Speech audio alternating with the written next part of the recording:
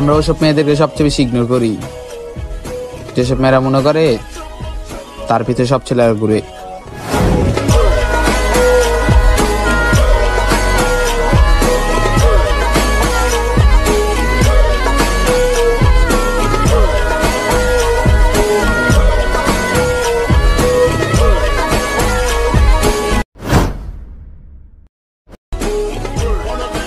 আমরা ওসব মেয়েদেরকে সবচেয়ে বেশি ইগনোর করি, যেসব মেয়েরা মনে করে তার পিছনে সব ছেলেরা ঘুরে।